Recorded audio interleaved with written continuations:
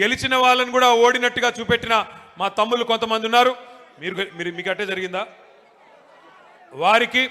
వారితో పాటు అభ్యర్థుల గెలుపు కోసం పనిచేసిన ప్రతి గులాబీ తమ్ముడికి, చెల్లెలకి, అక్కకి, అన్నకి, అందరికీ, పత్రికా మిత్రులకి పేరు పేరున అందరికీ హృదయపూర్వకంగా శిరస్సు వంచి నమస్కారం.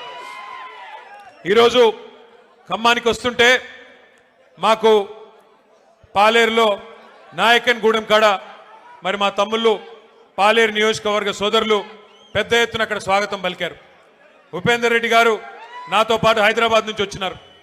ఉపేందర్ రెడ్డి గారు నేను అడిగినాను, అన్న ఎట్లా జరిగింది మీ నియోజకవర్గంలో సర్పంచ్ ఎన్నిక అని. వారు ఒకటే మాట చెప్పారు, కాంగ్రెస్ ఓటమికి రంగం సిద్ధమైంది, తొందరలోనే పల్లెల్లో ప్రజలు భరతం పట్టడానికి సిద్ధంగా ఉన్నారు. తొందరలో కార్పొరేషన్లో కూడా అదే జరగబోతోంది, మున్సిపాలిటీలో కూడా అదే జరగబోతోంది. తప్పకుండా మళ్ళీ ఈ క్వార్టర్ ఫైనల్స్ లో మంచి ఫలితాలే వచ్చినాయి. సెమీఫైనల్ రాబోతోంది. ఆ తర్వాత ఫైనల్లో మాత్రం తిరిగి ఖచ్చితంగా ఖమ్మం జిల్లాలో ఈసారి 7 నుంచి 8 స్థానాలు గెలుచుకొని మళ్ళీ కేసీఆర్ గారు ముఖ్యమంత్రి కాబోతా ఉన్నారని చెప్పి పెద్దలు ఉపేందర్ రెడ్డి గారు చెప్తా ఉన్నారు. ఇది నా మాటో మీ మాటో కాదు. అక్కడి నుంచి ఇక్కడ దాకా వస్తూ ఉంటే ప్రజల స్పందన, ప్రజల హావభావాలు, వారి మాటలు ఇవన్నీ కూడా వింటా వచ్చినాను. మధ్యలో ఒక దగ్గర కొద్దిసేపు టీ తాగుదామని ఆగినాం. అక్కడ పాలేరు నియోజకవర్గం ఎంటర్ అయిన తర్వాత ఆ టోల్ గేట్కి యువతల కొద్దిసేపు ఆగినాం. ఆగితే 2-3 రైతన్నలు వచ్చారు. వచ్చి వాళ్ళ గోడు చెప్పుకుంటున్నారు పాలేరు వాళ్ళు. అన్నా, మా ఎమ్మెల్యే గారు ఇప్పుడు మంత్రిగా ఉన్నారు, వ్యవసాయ మంత్రి గారు మా జిల్లా, 2 ఉన్నారు, ఉప ముఖ్యమంత్రి కూడా మా జిల్లానే, 3 మంత్రులు, 3 మొనగాళ్ళు ఉన్నారు. కానీ దురదృష్టం ఒక్క యూరియా బస్తా దొరకడం లేదు. ఎవరికి చెప్పుకోవాలి మేము, ఎవరికి చెప్పుకోవాలా అని రైతన్నలు వచ్చి అడుగుతుంటే వారిని నేను ఒకటే అడిగినా, మరి మార్పు అన్నారు, మార్పు అని ఓటేశారు, బాగున్నదా మార్పు అని అడిగిన. అంటే ఏం చెప్పాలన్నా, సరే జరిగింది, పాలిచ్చే గేదెని వద్దనుకుని తన్నే దున్నపోతుని తెచ్చుకున్నాము, తప్పదు కదా, అనుభవించక తప్పదు కదా అని చెప్పారు. రైతులు కూడా బాధపడతా ఉన్నారు. ఇవాళ నేను స్పష్టంగా చూస్తా ఉన్నా, ఖమ్మం ప్రజల్లో ఒక కాంగ్రెస్ పార్టీ మీద తీవ్రమైన వ్యతిరేకత, తీవ్రమైన కోపం కనబడతా ఉంది. సహజంగా మీరు అక్కడని నేను ఇక్కడంటే ఎవరికి కనబడుతుంది స్వామి, సహజంగా ఎప్పుడైనా స్థానిక సంస్థల ఎన్నికల్లో సహజంగానే నిజానికి అధికార పార్టీకి ఎంతో కొంత అడ్వాంటేజ్ ఉంటుంది. మీకు గుర్తుండాలి, మనం అధికారంలో ఉన్నప్పుడు పంచాయతీ ఎన్నికలు పెడితే కనీసం కాంగ్రెస్ వాళ్ళు ఎన్ని గెలిచారయ్యా అంటే వేళ్ల మీద లెక్క పెట్టుకోదగ్గర సంఖ్యలో తప్ప పర్ఫార్మెన్స్ లేదు, 10% లోపల తప్ప గెలిచిందేమీ లేదు. కానీ వాళ్ళ రాష్ట్ర వ్యాప్తంగా, ఒక్క ఖమ్మంలోనో కొత్తగూడెంలోనో కాదు, రాష్ట్ర వ్యాప్తంగా కనుక చూసినట్టయితే 40% సర్పంచులు మన వాళ్ళు గెలిచారంటే ఇది మామూలు విషయం కాదు. అది కూడా 2 ఏళ్లలోపే, 2 ఏళ్లలోపు జరిగిన ఎన్నికల్లో పరిస్థితి ఇట్లా ఉంది అంటే రానున్న రోజుల్లో పరిస్థితి ఎట్లా ఉండబోతోందో మనం అర్థం చేసుకోవచ్చు. తప్పకుండా ఒకటి మాత్రం పక్కా, ఇవాళ 2 ఏళ్లలోనే ప్రజలకు అర్థమైపోయింది. ఎన్నో ఆశలు, ఎన్నో అబద్ధాలు, ఎన్నో రకాల అలవిగాని హామీలు ఇవన్నీ ఇచ్చి అధికారంలోకి వచ్చింది కాంగ్రెస్ పార్టీ. 6 గ్యారంటీలు అన్నారు, 420 హామీలు ఇచ్చారు. పక్కా నియోజకవర్గం మదిర, నాకు ఇంకా గుర్తుంది, ఆ వీడియో కూడా ఇక్కడ వేద్దామంటే స్క్రీన్ లేదు. డిప్యూటీ సీఎంగా ఉన్న ఆనాటి సిఎల్పి లీడరు, మదిర ఎమ్మెల్యేగా ఆనాడున్న బట్టి విక్రమార్క గారు ఆ రోజు అన్న మాట ఇంకా నాకు నా చెవుల్లో ఇంకా వినబడతా ఉన్నది. గ్యారంటీ కార్డులు పట్టుకొని ఆ రోజు ఆయన చెప్తా ఉన్నాడు, భద్రంగా పెట్టుకోండి, గ్యారంటీ కార్డులు భద్రంగా దాచిపెట్టుకోండి, 100 రోజుల్లో, ఇది చాలా విలువైన కార్డు, ఈ కార్డుని మరి భద్రంగా పెట్టుకుంటే 100 రోజుల తర్వాత మా గవర్నమెంట్ రాగానే 2,500 మహిళలకు ఇస్తాం, 4,000 రూపాయలు ముసలోళ్ళకి ఇస్తాం, తులం బంగారం ఇస్తాం, 2 లక్షల ఉద్యోగాలు ఇస్తాం, భద్రంగా పెట్టుకోండి కార్డు అన్నారు బట్టి గారు. మరి ఇవాళ నేను బట్టి గారిని అడుగుతున్నా, బట్టి గారు 100 రోజులు కార్డును పెట్టుకోమన్నారు, మరి ఇప్పుడు 2 ఏళ్ళు అయిపోయింది, ఇప్పుడు ఎక్కడ పెట్టుకోవాలి కార్డు,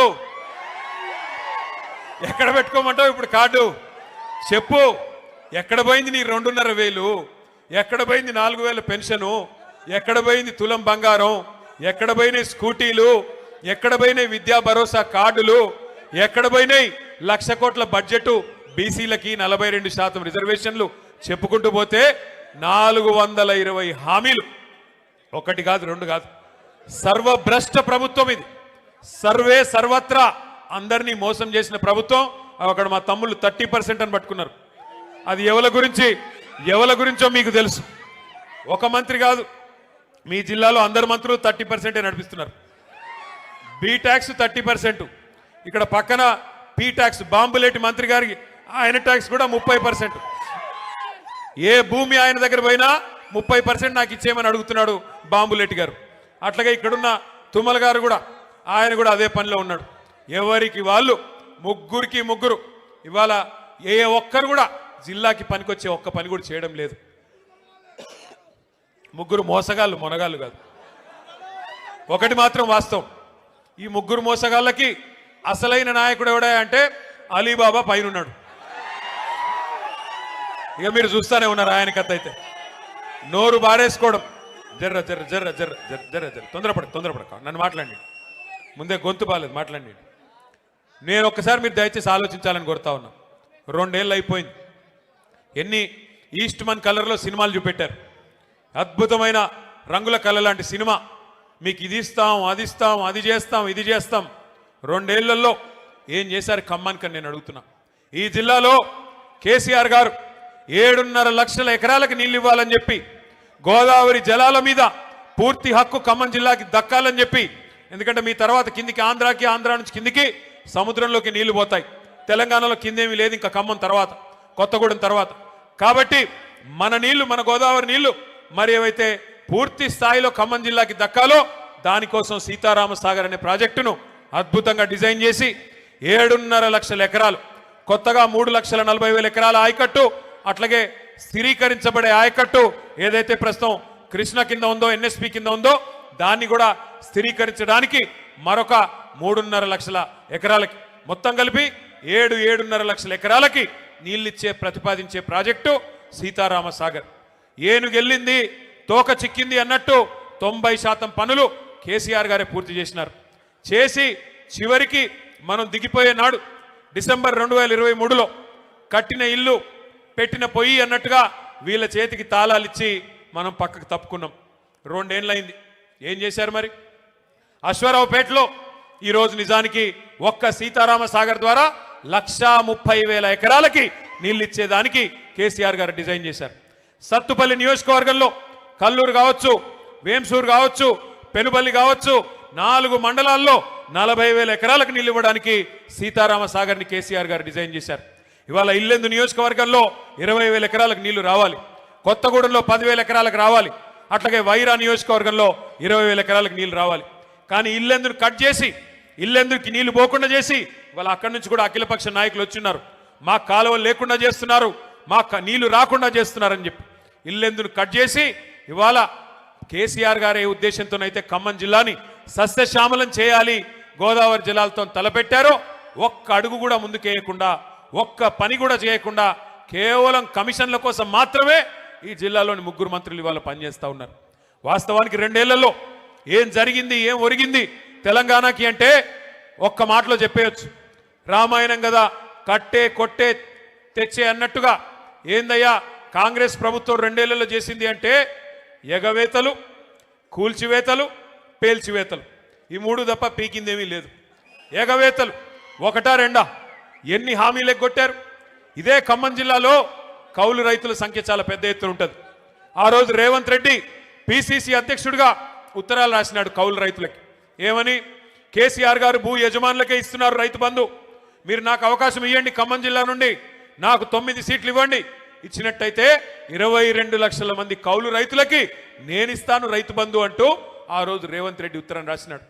కేసీఆర్ గారు 2 పంటలకు ఇస్తున్నారు రైతు బంధు, నేను 3 పంటలకు ఇస్తా అన్నాడు. కేసీఆర్ గారు 10,000 ఇస్తే ఎకరానికి నేను 15,000, 15,000 రూపాయలు ఇస్తానని చెప్పాడు. ఇప్పటికి ఎన్నిసార్లు ఇచ్చాడు రైతు బంధు?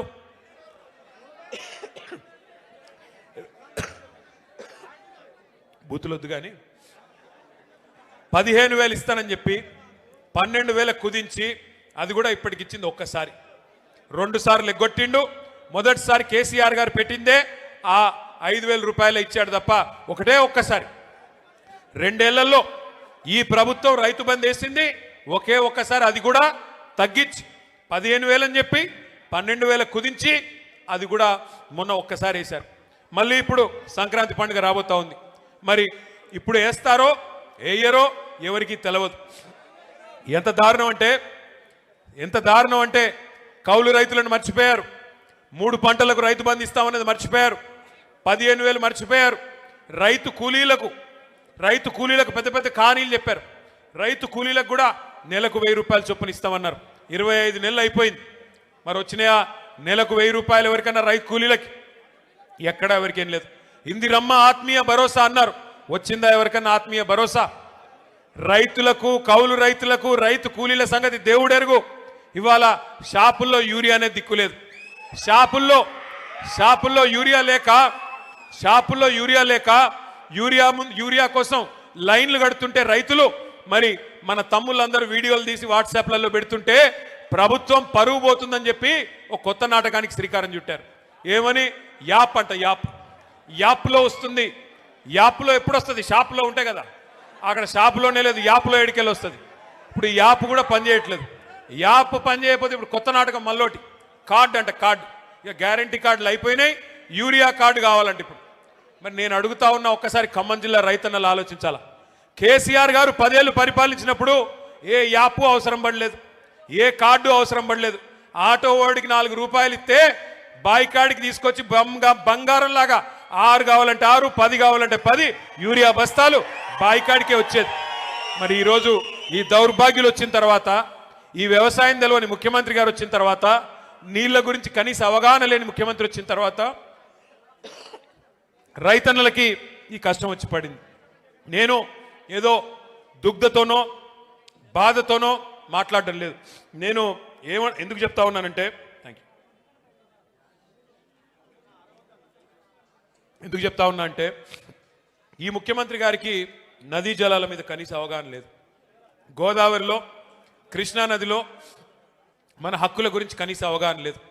గోదావరి ప్రవహిస్తే ఉమ్మడి ఆంధ్రప్రదేశ్లో మనకి అక్కడ బాసర అవతల ఎంటర్ అవుతే ఇక్కడ భద్రాచలం దాకా ఉంటుంది.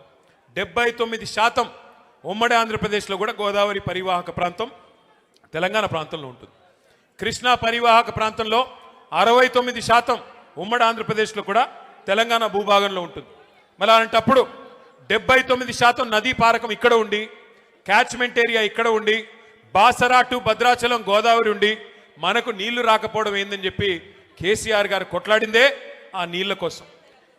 కానీ ఈ ముఖ్యమంత్రి రేవంత్ రెడ్డి గారు వచ్చిన తర్వాత ఆయన అధికారులను అడుగుతుంటే, దాన్ని టీవీ వాళ్ళు చూపెడుతుంటే మనం సిగ్గుపడాల్సి వస్తున్నది. ఆయన అడుగుతున్నాడు, దేవాదుల ఏ బేసిన్లో ఉన్నది? గోదావరి బేసిన్లో ఉన్నదా అని అడుగుతున్నాడు. ఎక్కడో ఉత్తర భారతదేశంలో ఉండే బాక్రా నంగల్ ప్రాజెక్టు, అప్పుడెప్పుడు నెహ్రూ గారు కట్టిన ప్రాజెక్టు, అక్కడ హిమాచల్ ప్రదేశ్లో ఉంటుంది. స్వాతంత్ర దినోత్సవం నాడు ముఖ్యమంత్రి గారు చెప్తున్నారు, బాక్రా నంగల్ ప్రాజెక్టు తెలంగాణలో ఉన్నదంట. మనకు తెలియదాయ అంటే ఇంత గొప్ప ముఖ్యమంత్రి, నదులు తెలియదు, నీళ్లు తెలియదు. చివరికి ఎట్లాంటి పరిస్థితి అంటే, ఈరోజు ఈ ముఖ్యమంత్రి గారిని చూస్తూ ఉంటే నిజంగా జాలేస్తూ ఉన్నది. 2 ఏళ్ళు ఆయన అసమర్థతను కప్పిపుచ్చుకోవడానికి, ఆయన చేతగాంతనాన్ని, ఆయన ఫెయిల్యూర్స్ని, ఆయన హామీలు అమలు చేయలేని అసమర్థతను కప్పిపుచ్చుకోవడానికి పచ్చి అబద్ధాలకు ఎత్తుకున్నాడు. ఏం మాట్లాడినా, ఏం అడిగినా, ఏమయ్యా రేవంత్ రెడ్డి గారు ఎందుకు అమలు చేయవు? 100 రోజులు 6 గ్యారంటీలు అంటివి ఏమైంది అంటే, ఇలా ఒకటే పల్ల వెతుకున్నారు అందరూ. ఏమంటారు వాళ్ళు? కేసీఆర్ అప్పుల పాలు చేసిపోయాడు, కేసీఆర్ రాష్ట్రాన్ని అప్పుల పాలు చేసిపోయాడని చెప్పి దుష్ప్రచారం, అబద్ధాలు చెప్తా ఉన్నారు. మొన్న ఈ మధ్యనే పార్లమెంట్లో ఒక బీజేపీ ఎంపీ గారు ఆయన అడిగినాడు కేంద్ర ప్రభుత్వాన్ని. మరి రేవంత్ రెడ్డి చెప్తున్నాడు రాష్ట్రం అప్పుల పాలైపోయింది అంటున్నాడు, కేసీఆర్ గారు అప్పుల పాలు చేశారు అంటున్నాడు. ఎంత అప్పు అయింది? కేసీఆర్ గారు పదవి బాధ్యతలు చేపట్టినాడు, తెలంగాణ వచ్చినాడు, ఉన్న అప్పెంత? కేసీఆర్ గారు తప్పుకున్న నాడు ఉన్న అప్పెంత అని చెప్పి అడగడం జరిగింది. కేంద్ర ప్రభుత్వం రిజర్వ్ బ్యాంక్ని అడిగింది. భారతదేశంలోనే అతి